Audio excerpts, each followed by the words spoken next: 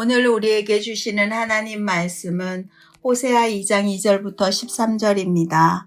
너희 어머니와 논쟁하라. 그는 내 아내가 아니요 나는 그의 남편이 아니라 그가 그의 얼굴에서 음란을 제하게 하고 그 유방 사이에서 음행을 제하게 하라. 그렇지 아니하면 내가 그를 벌거벗겨서 그 나던 날과 같게 할 것이요 그로 광야같이 되게 하며 마른 땅같이 되게 하여 목말라 죽게 할 것이며 내가 그의 자녀를 긍휼히 여기지 아니하리니 이는 그들이 음란한 자식들임이니라. 그들의 어머니는 음행하였고 그들을 임신했던 자는 부끄러운 일을 다 행하였나니 이는 그가 이르기를 나는 나를 사랑하는 자들을 따르리니 그들이 내 떡과 내 물과 내 양털과 내 삶과 내 기름과 내 술들을 내게 준다 하였음이라. 그러므로 내가 가시로 그 길을 막으며 담을 쌓아 그로 그 길을 찾지 못하게 하리니 그가 그 사랑하는 자를 따라갈지라도 미치지 못하며 그들을 찾을지라도 만나지 못할 것이라. 그제야 그가 이르기를 내가 본 남편에게로 돌아가리니 그때의 내 형편이 지금보다 나았음이라 하리라. 곡식과 새 포도주와 기름은 내가 그에게 준 것이요 그들이 바알을 위하여 쓴 은과 금도 내가 그에게 더하여 준 것이거늘 그가 알지 못하도다. 그러므로 내가 내 곡식을 그것이 익을 계절에 도로 찾으며 내가 내 새 포도주를 그것이 맛들 시기에 도로 찾으며 또 그들의 벌거벗은 몸을 가릴 내 양털과 내 삶을 빼앗으리라. 이제 내가 그 수치를 그 사랑하는 자의 눈앞에 드러내리니 그를 내 손에서 건져낼 사람이 없으리라. 내가 그의 모든 희락과 절기와 월삭과 안식일과 모든 명절을 폐하겠고 그가 전에 이르기를 이것은 나를 사랑하는 자들이 내게 준 값이라 하던 그 포도나무와 무화과 나무를 그칠게 하여 수풀이 되게 하며 들짐승들에게 먹게 하리라. 그가 귀고리와 폐물로 장식하고 그가 사랑하는 자를 따라가서 나를 잊어버리고 향을 살라 바알들을 섬긴 시일대로 내가 그에게 벌을 주리라. 여호와의 말씀이니라. 아멘.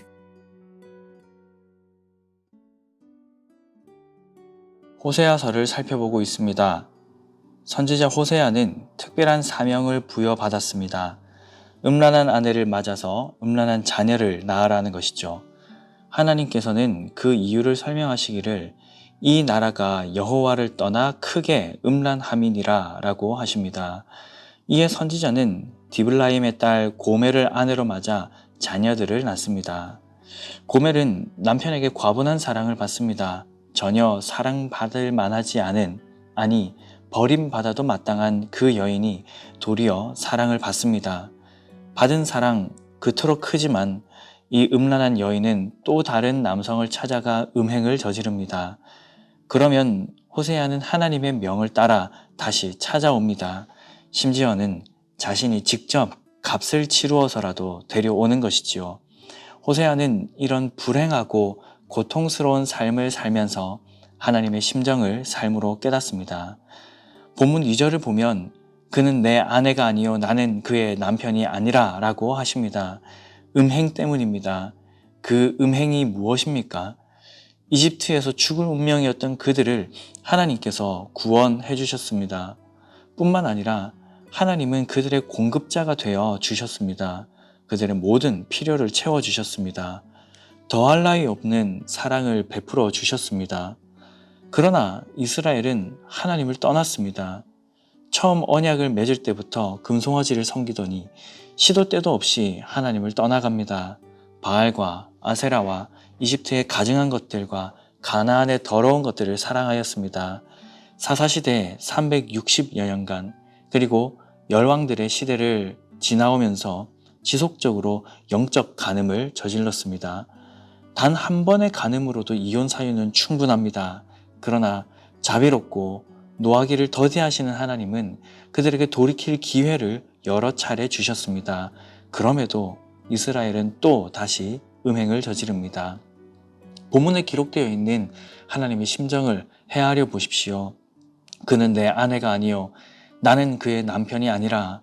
하나님의 이 표현은 결코 지나치지 않습니다. 8절을 보십시오. 곡식과 새 포도주와 기름은 내가 그에게 준 것이요 그들이 바알을 위하여 쓴 은과 금도 내가 그에게 더하여 준 것이거늘 그가 알지 못하도다. 하나님께서 그들을 사랑하여 주신 그 풍성한 것들로 바알을 위하여 썼습니다. 예를 들어 이런 것이죠. 내가 준 생활비로 나의 아내가 다른 남성과 놀러도 다니고 맛있는 것도 사 먹고 그렇게 방탕하게 살아갔다는 것입니다. 어떻게 이 모습을 그대로 볼 수가 있습니까? 9절입니다. 그러므로 내가 내 곡식을 그것이 익을 계절에 도로 찾으며 내가 내 새 포도주를 그것이 맛들 시기에 도로 찾으며 또 그들의 벌거벗은 몸을 가릴 내 양털과 삼을 빼앗으리라. 더 이상 아내에게 생활비를 주고 싶지 않습니다. 더 이상 아내의 외도를 용인할 수 없습니다. 하나님의 표현은 결코 과하지 않습니다. 하나님의 이 말씀 속에 담겨있는 본의가 무엇입니까? 정말 많이 화가 나지만 그럼에도 음행을 제하고 돌아오면 또 받아주시겠다는 겁니다. 그들의 필요를 막아서라도 하나님께로 돌이키고자 하는 하나님의 뜨거운 질투여 한없는 사랑의 표현인 것이지요. 사랑하는 여러분, 오늘날은 어떻습니까? 우리는 교회입니다. 교회는 그리스도의 신부입니다. 예수 그리스도는 교회의 유일한 신랑입니다. 신랑이신 예수 그리스도는 신부인 교회 앞에서 한 점 부끄러움이 없으십니다. 찬란한 영광과 끝을 알 수 없는 아름다움이 가득하신 분입니다. 신실하게 교회를 사랑하시고 자신의 모든 것, 심지어 자신의 목숨까지 다하여 교회를 사랑하셨고 지금도 사랑하고 계십니다. 구체적으로 주님이 우리에게 무엇을 주셨습니까? 주님은 무엇을 먹을까, 무엇을 마실까, 무엇을 입을까 염려하지 말라라고 하셨습니다. 그분은 그 모든 것이 우리에게 있어야 할 줄 아시는 분이시며 채워주시는 분이십니다. 우리가 고통과 고난 중에 있을 때에도 우리를 외면치 아니하시고 도우시며 함께 하신다 하셨습니다. 뿐만 아니라 우리에게 영원한 생명을 주시기 위해 자기 목숨을 주셨습니다. 또 하늘 아버지께 무엇이든 간구할 수 있도록 자신의 이름을 주셨습니다. 우리의 삶을 도우시며 우리와 언제나 함께 하시기 위해 성령님을 보내주셨습니다. 자신의 모든 것을 우리에게 주셨습니다. 소유, 명예, 지위, 이름, 그리고 생명, 안 주신 것이 하나도 없습니다. 그런데 우리는 과연 예수님께 무엇을 드리고 있습니까? 어떤 삶을 살아가고 있습니까? 사랑하는 성가족 여러분, 우리가 주님께 드릴 수 있는 것이 정말 별로 없습니다. 우리가 가진 재산이 얼마든 그것이 천지 만물의 주인이신 하나님 앞에서 얼마나 되겠습니까? 우리가 교회와 하나님 나라를 위해 봉사한들 그것이 하나님 나라에 얼마나 보탬이 되겠습니까? 우리의 사회적 인지도나 공동체에서의 영향력이 온 우주에 충만하신 하나님께 무슨 영향이 있겠습니까? 우리가 주님께 드릴 수 있는 것이 대체 무엇입니까? 우리가 주님께 드릴 수 있는 것은 사랑밖에는 없습니다. 예배 캠페인을 하고 있는 중이죠. 10분 일찍 오자 했습니다. 여러분, 우리가 주님을 참으로 사랑한다면 예배 10분 전에 오는 것이 그렇게 많이 어려울까요? 기대하고 사모하며 예배의 자리로 나온다면 그것보다 더 하지 않겠습니까? 7년 전에 중등부 학생들과 제자훈련을 했었습니다. 성경 읽기, 기도하기, 전도하기, 예배 참석, 설교 노트 작성 등 과제를 제가 부여했었는데요. 그 중에서도 친구들이 가장 힘들어하는 과제는 일주일에 3번 신앙 일기를 쓰는 과제였습니다. 과제를 점검하던 중 한 여학생의 일기가 눈에 띄었습니다. 안 믿는 친구들이 왜 교회가 하루만 째면 안 돼? 라는 질문을 받아서 이 친구는 당연히 예배하러 간다라고 답을 했답니다. 그랬더니 아 맞다.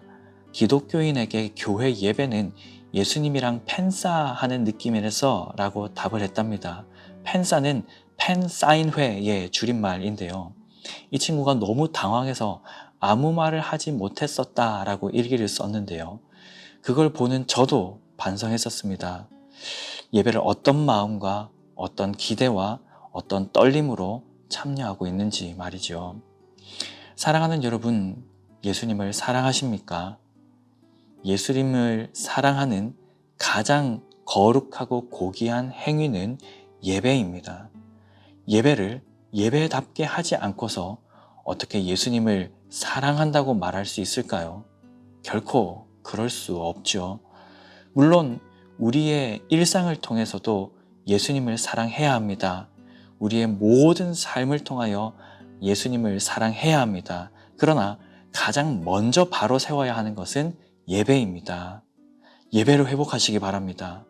예수님을 사랑함으로 예배를 회복하시기 바랍니다. 예배를 통해 예수님의 사랑을 충만히 누리시고 또 여러분이 예수님을 향해 있는 그 사랑의 마음을 마음 다하여 표현하시기 바랍니다. 우리를 위해 모든 것을 주신 주님의 사랑에 예배로 화답하는 우리 모두가 될 수 있기를 주님의 이름으로 간절히 축복합니다.